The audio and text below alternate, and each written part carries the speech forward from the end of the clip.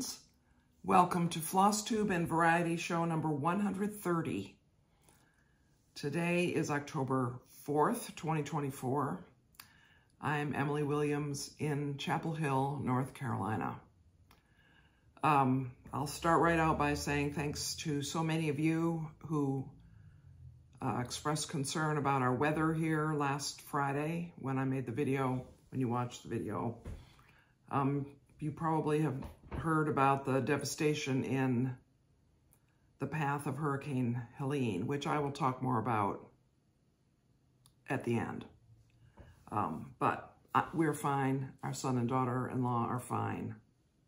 So, fine. I'll tell you more about that later. But anyway, Flosstube is cross-stitch. Wow. And Variety Show is something else. And we'll see what the something else, in addition to the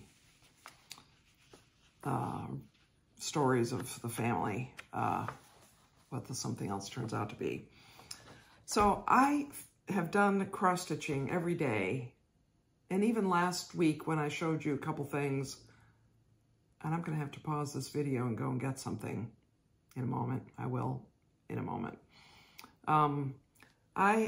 Even last week when I showed you a couple things, I had stitched other things, but I didn't keep good notes at all, so I'm not really sure what I showed you and what I didn't. But I'm going to show you just a few things today. Again, I think I'm missing things. Maybe by next week I'll have my life in order. Jane Thompson by the Scarlet House. This is a very fun thing to work on, and I have worked on it. I decided I would keep going on the verse especially, and so that's mostly what I worked on. I finished the third and fourth lines, which were started, and I added a few words to the fifth and sixth lines. My hope was to get down to finish the fifth and sixth lines, because there's a bush or something right here, which I'm eager to do. But I also thought, you know, you should really do this inner border. I mean, the border. It isn't an inner border. Well, I guess it is an inner border. Anyway, I felt like I should do that. And the flowers around the edge, I think, are just so pretty, but I haven't worked on them. The thing about those flowers is they're pretty and they're easy to do, but each one uses a different 3 colors. So you sort of have to get out 3 different threads, do one flower, put the 3 threads away, get out a different 3 threads, and so on. And sometimes it's the same threads, but sometimes it isn't. I've worked a lot on Sampler 193. This is by 2x2 Stitch Art, which is on Etsy as a Ukrainian designer. I love this even more when I look at it in the camera. It is on 16 count Aida. And I am close to,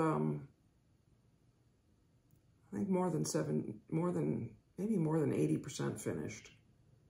I think I must be more than 80%.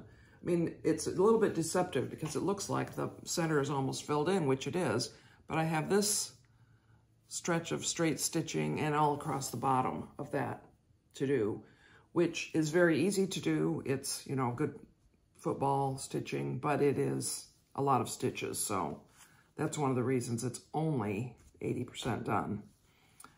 I also pulled out Harriet Salt by Hands Across the Sea. So I'll show, here's the whole width of it. And I was, you know, tootling along and thought, oh, good, look at this. I must be getting close to the end of the first row. Well, the M is the center of the first row. In fact, the end of the M is the center. So I've just passed the midpoint on the first row. And my thought is I think right now I'll finish the first row. You see, I've already done the Y and the Z because it starts the second row. And then I want to get farther down. And I was At one point I was thinking, well, the way to do this is to count the number of rows of motifs and divide it up into, you know, however many years or months or whatever you think you want to spend on this. But I realized that it's more appropriate to divide the 414 vertical stitches into, say, 4 sections, 100 stitches each, quarters if you wanted to do it, or something like that. That would be more helpful way and more realistic way to do this. And I'm going to just leave this unfolded because I've dampened it a little bit this morning to get the hoop mark out of it so that it would look better for you all, but now it needs to fully dry before I fold it up. So oh, and I also did work on under the roof, which I'm not going to show you because I worked a lot on confetti areas, and so I spent an hour and got 50 stitches and in 17 different colors, maybe not 17, maybe 12. So it's a little hard to, I mean, I've done more than 50 stitches, but I mean, each time I sat down with it, I didn't get a ton of stitches done. But, you know, every stitch has to be completed in order for even a very large project like that to be done. Clearly, I'm not going to finish it this year. I think that even if I did nothing else with my waking hours, I would not, at least not happily, finish it this year. And I'm not worried. It's fine. So, anyway, that's all I worked on in cross stitch, Emily. But I did do something else, so I am going to, actually, I'm not going to pause the video. But for you, it will look like I paused the video because I'm going to get up and go and get something and come back, and there will be an edit. But I think it's easier to just do it this way. Anyway, you don't need to know the technicalities of it. I'll be back. I'm back. Okay. So last time I showed you that I had finished this little pillow and the little, can't get over this biscornu. In the current parlance, I can't even. So I finished this little pillow. Now don't look down there. I'll just put my finger there. This is Blackbird Designs American Glory, I think it's called, In Full Glory. And I did it I did it 2 years ago. I finished it in November 2022, so it's been sitting unmade into a pillow for almost 2 years. This is, of course, from Blackbird. It's from, I'm looking over because I think I have a note. Sweet Land of Liberty book it's from. And I use the DMC mostly, and this is Nantucket Brew by R&R. I didn't use the DMC for the white color, especially in the eagle's head. It just didn't show against this color gray, so I did not do that, but I was very pleased with how that turned out, and I'm pleased with the pillow. Except, don't look down there. I'll show you in a minute. I will. I found this backing fabric for it, which sort of matches that orangish red color of the house. And I had some light blue, sort of gray blue cording, which I thought went well. I mean, it's not exactly the same blue as this, but I think it might be in the same series, DMC series. Now, I will say that there's a little bit of miscellaneous on it because I stuffed it with sawdust. A friend of mine is a woodworker. I've shown you some of the things he's made before. And every now and then I'll say, Ed, have you been making any, what he calls man glitter? Have you been making any man glitter lately? And so he'll give me a bag of nice clean sawdust that he has saved. And I have lots of sawdust at the moment, although it's always as usual, it's surprising how much it takes. But I like the firmness, you know, that this is, and that I can sort of make it flat, but it's still a pillow. I like that effect, as opposed to the walnut shelves, which is a wonderful feel to it, but it is not firm per se. And it's really impossible to get it fully full of walnut shells because of needing to have some space to stitch it up. Well, I stitched it at the bottom, of course. So now here's my concern, or not concern, but so this is the bottom of the cording. And I don't know, I didn't do it right, is what happened. So it came untwisted a little bit, but you know, I glued it on there. It's not going anywhere, and I'm not gonna worry about it. I used Eileen's tacky glue. I think that's what is commonly used. And I glued it on, and when I glued this on, I followed the instructions that recommended pinning it. And I did that a little bit imperfectly, but it's okay. And where I joined at the bottom is much nicer on this. But this chenille stuff, I think, is easier from that standpoint. But this I didn't need to pin. It stayed in place. I don't know what the difference is, but... So anyway, I may be cleaning bits of sawdust off the outside of this for a while. In fact, maybe it's coming through, though that's hard to imagine. I do like that. And so this is, it is pretty old, I would guess, and it's been used. This belonged to my friend Cindy's mother-in-law. She kept her mail in it, or, you know, this was an inbox, outbox situation, bills to pay, that kind of thing. And Cindy, after Brent died, and I mean, Martha has died also some years ago, 14 or so years ago. Anyway, Cindy, you know, was trying to go through some things and dispose of some things because she had her mother's things, she had her mother-in-law's things, and she had her own things and her late husband's things. And so she was trying to sort of make sense out of some of this and not have as much material belonging. So she was going to get rid of this. And I said, no, no, no, I would like to have it.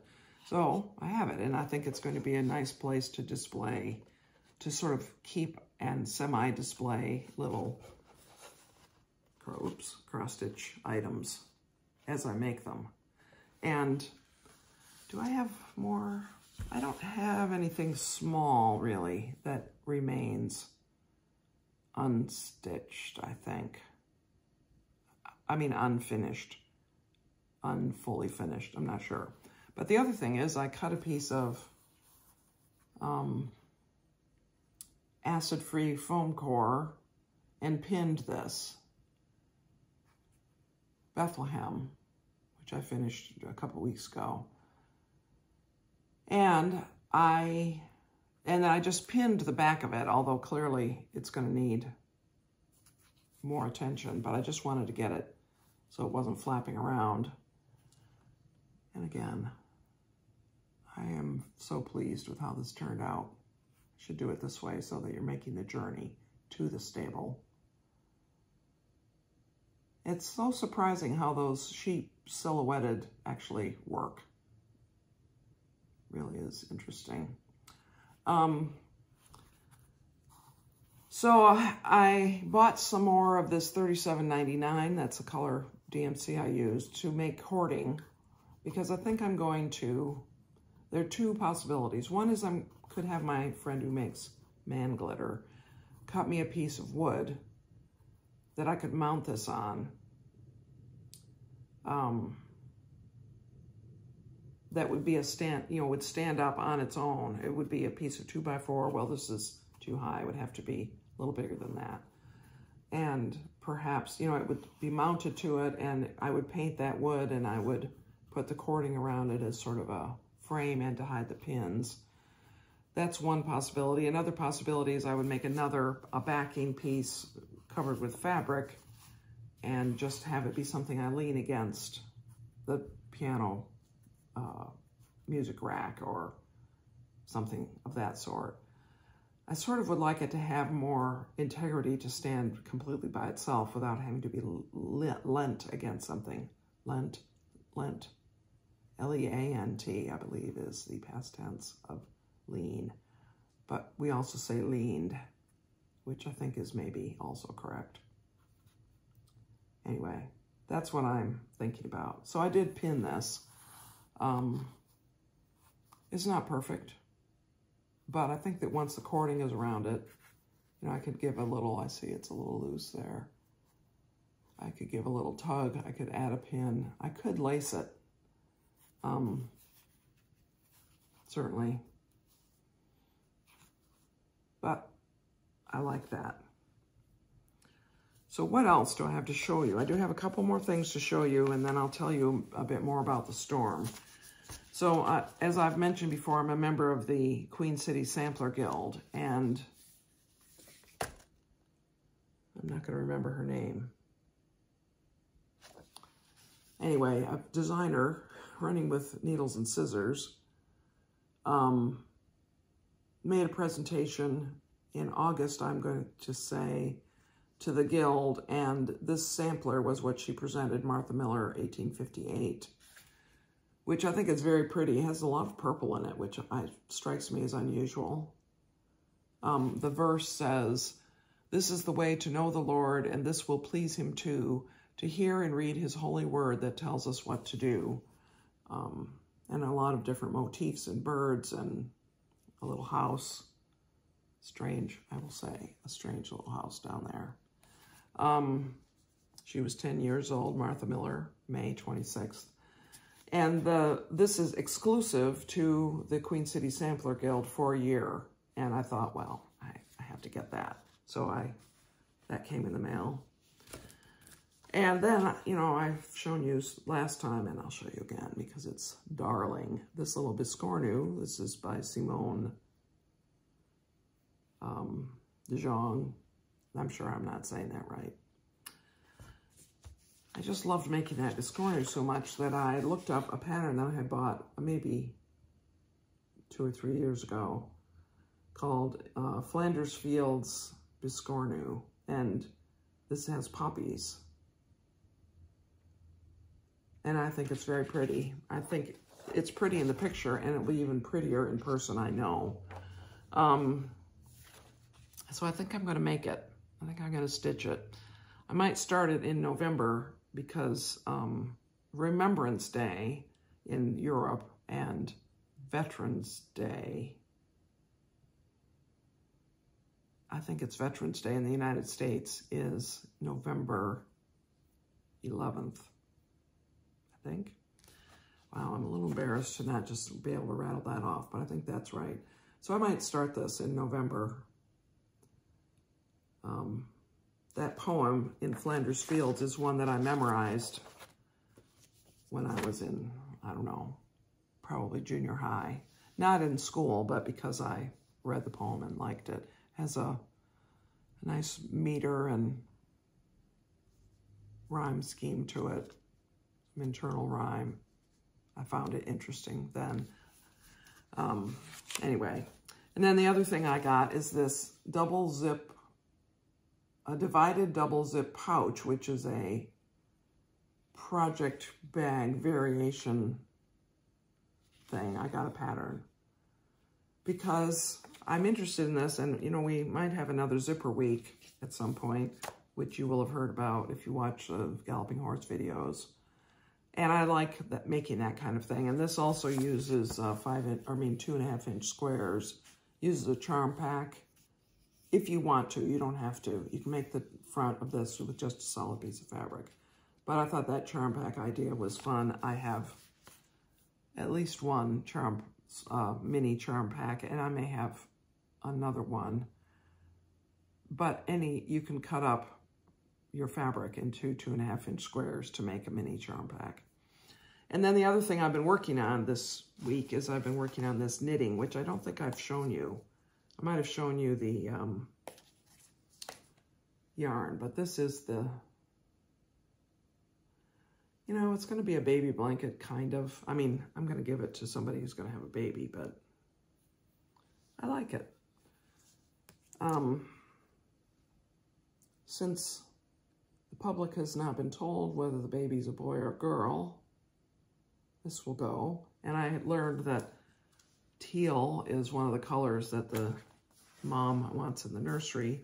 This is just Red Heart,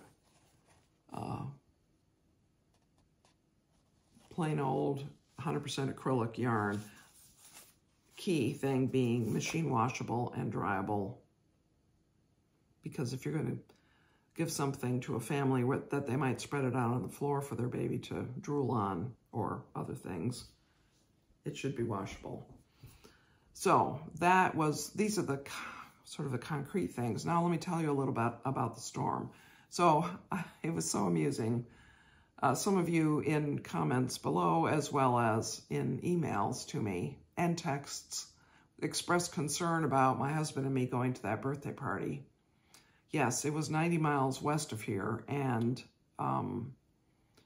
at the time I was making the video, it was stormy as I was starting the video, and by the time I finished, even though it was a fairly brief video, it had calmed down here. It wasn't really, it was just sprinkling, and it wasn't windy anymore. So we really felt no qualms about making that trip, and we had a nice time, and it was sunny, so we had no bad weather. There was no particular damage, no power outages between here and where we went, which was near Winston-Salem, North Carolina, about 90 miles. No problem at all. Now, it was interesting because as we were driving along the highway to get there, so we were driving on I-40 West here in the central part of the state of North Carolina, those electronic notice signs that they can update the message, you know, they usually say gray alert or something, or amber alert, I guess is the one that I usually see, some missing person. But these signs said things like I-40 West is closed at Hickory, which was another 60 miles farther west from where we were going.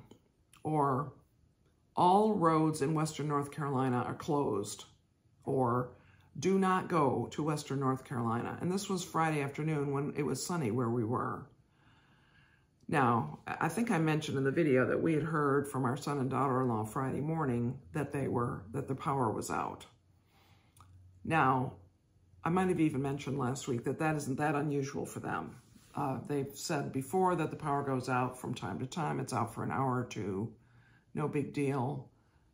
We gave them a solar-powered lantern it has a solar battery or solar cell on top, and it has a battery and a light, and you actually blow it up, you know, inflate it.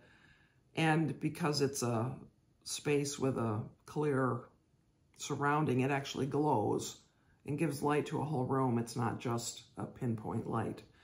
So it's a nice thing to have if you have somewhat common power outages, because you can just set it outside and it will charge itself during the day, and then you can light it up at night.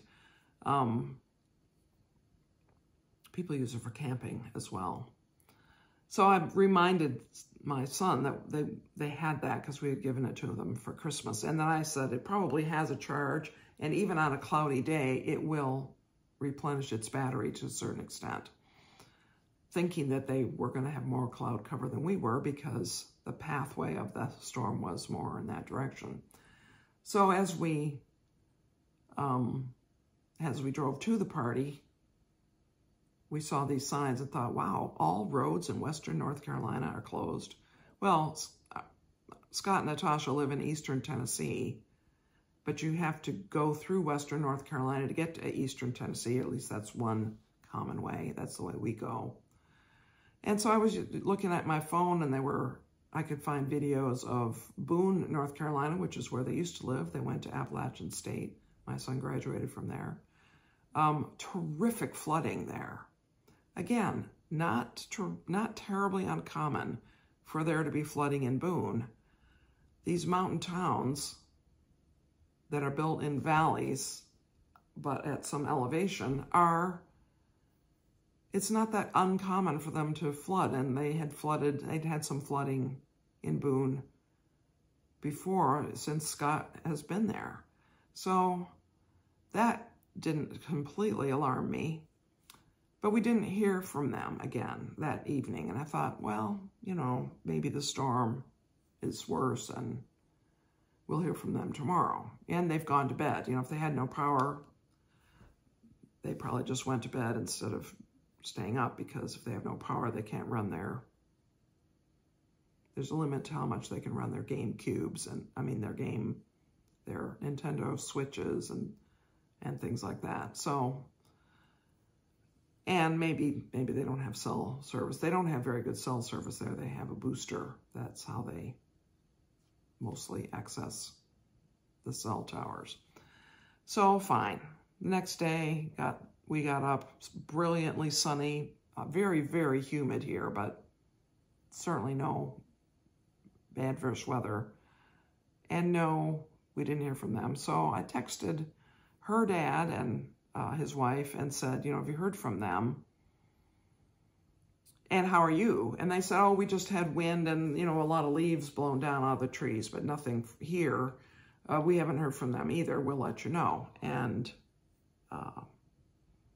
the day went on, and I texted them several times, Scott and Natasha, I mean. And then I thought, so if they're not texting me back, the reason is because they're not receiving, they don't have any way to do it. Either their phones are out of power or there is no cell service or something. So, and in the meantime, of course, I'm looking at the internet and seeing more and more reports of much wider spread flooding and so forth than just in Boone, where, as I said, not that unusual. And then the next morning, by that night, I realized that this was a very serious storm. Because of no power and because of a lot of roads being washed out, it took an uncharacteristic amount of time for news to arrive from there. And I say uncharacteristic because right now we're used to news coming instantaneously. You know, something happens in St. Louis and we hear about it in 5 minutes, and we hear all the details, and we have pictures and interviews and the whole everything in, you know, just in a matter of seconds. Well, this was not, news was trickling out of the area of eastern Tennessee and western North Carolina that we were most interested in. So this began to be much more concerning. Sunday morning, I was being the online host for our church's online service, and at about 11:05, they called. So I just abandoned the online host thing and talked to them on the phone. And they were fine. Their house was fine. Their other buildings were fine. Their cars were fine. Their chicken coop was fine. I'm going to put a picture here that Scott sent me, or Natasha, one of them sent me, that they had taken from their side porch of the water flowing across their parking area there in front of their house. So they had moved, Scott had moved their cars up a bit, and he was prepared to move them higher if he had to, but he was hoping that he wouldn't have to. They have a little creek that runs through their property, and clearly the creek had overflowed. In the picture, you can see the little red building with the protruding roof out the front of it. That's their chicken coop, and it was about 12 or so inches of rushing water going through that. The chickens were in there, and they had just gone up on the roosts. I mean, they reported the next day, or later that day. Well, it must have been Sunday morning that the water had receded enough for them to get out and check on things. And the chickens had just gone up on their roosts, and they were fine. So they, as one of you texted me and said, now they're shorebirds. Yeah, I thought that was pretty funny. And a tree fell, a pretty big tree fell right behind the chicken coop and just barely missed it, but didn't damage it. Didn't damage their storage shed either, where their lawnmower and things are stored. And the reason that they could contact us is because they decided to try to make their way away from their property to find a place to get a hot meal and maybe get a shower, and to get more news, because they were cut off. They had no cell signal. That's the only way they get anything up there to their house. So they didn't know. They didn't know how bad the storm was. And so as they came down, they saw that huge trees had fallen across their road that neighbors had already cut up with chainsaws and moved. So they were able to get out.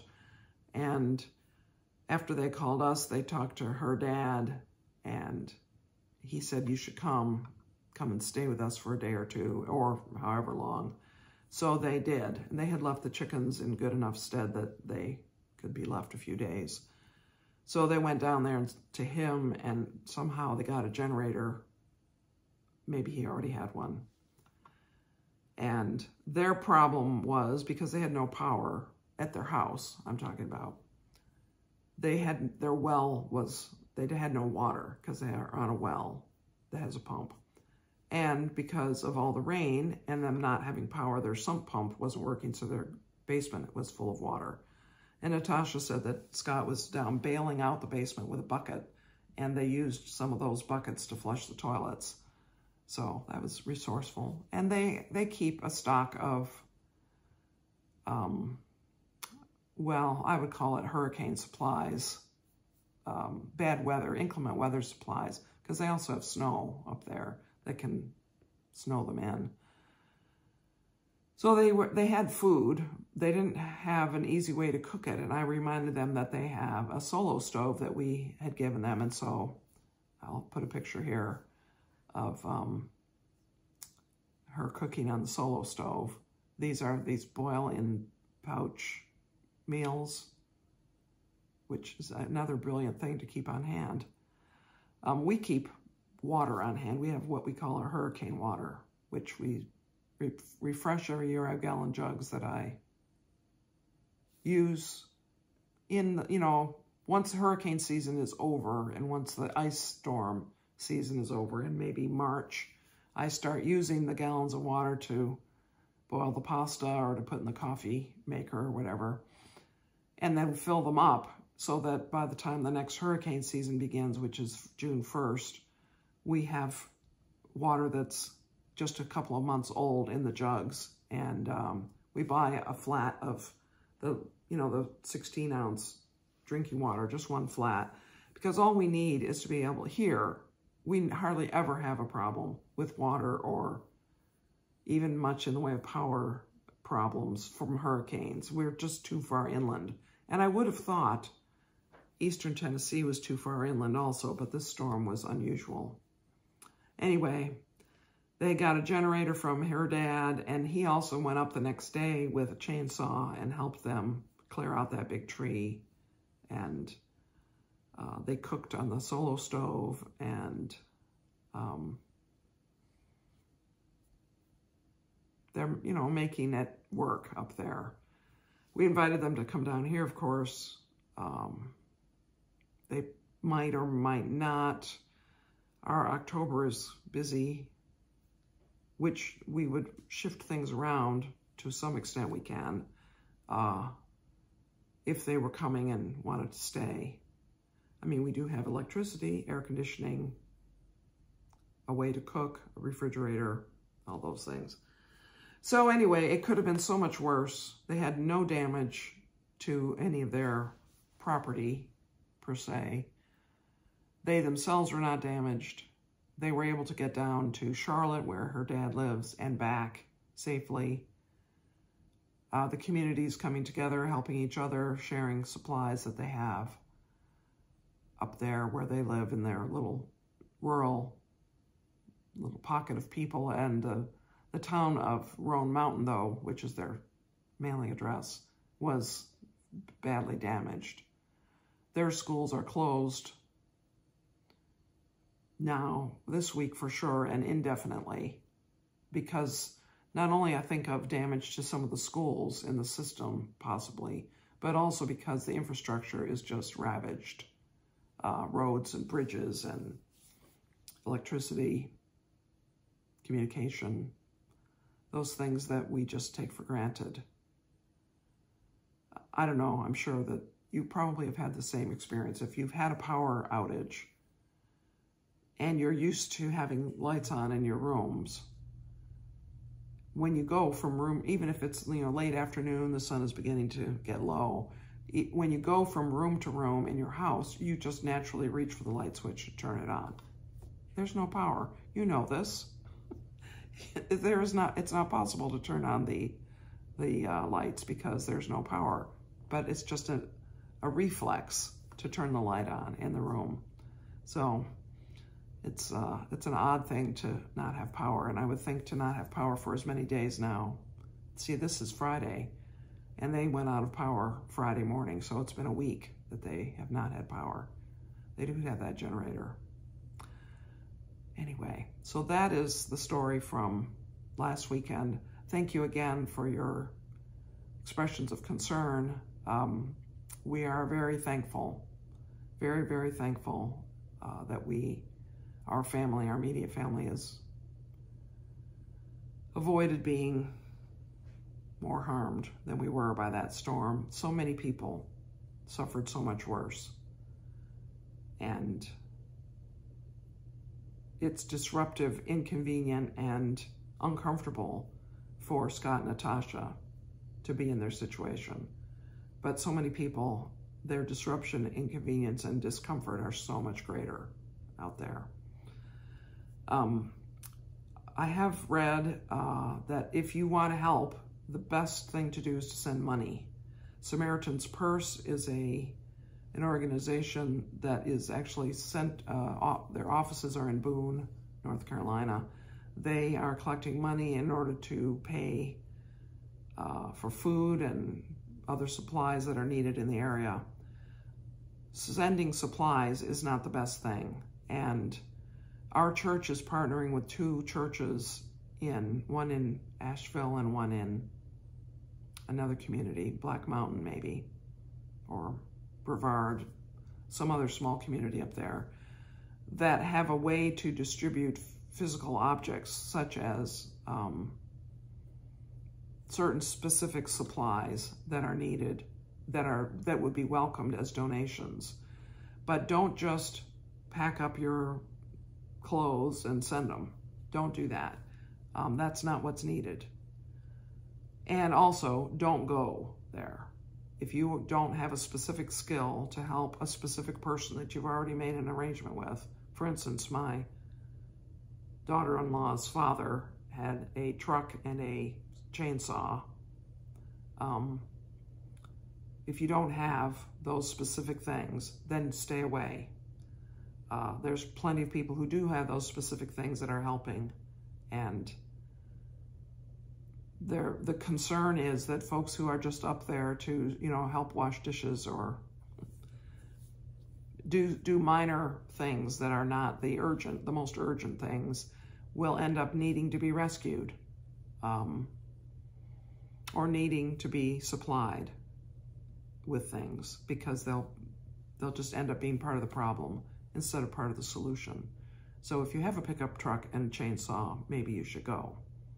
But if you don't, stay home, pray, and if you want to make a tangible difference, then find an organization, a trustworthy organization, such as Samaritan's Purse, to send some money to.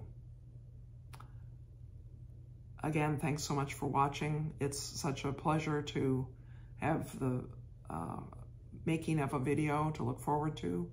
Stitching, of course, is a great thing. It actually takes so much of the mind that you can shut out other things. I can stitch here while my husband is watching television, and I don't even know what it is he's watching. I miss, important events in the football game or whatever. Even if I'm listening, I don't really hear it because I'm focusing. Thanks again. Yes, thank you. I already said that. Many blessings to you, friends.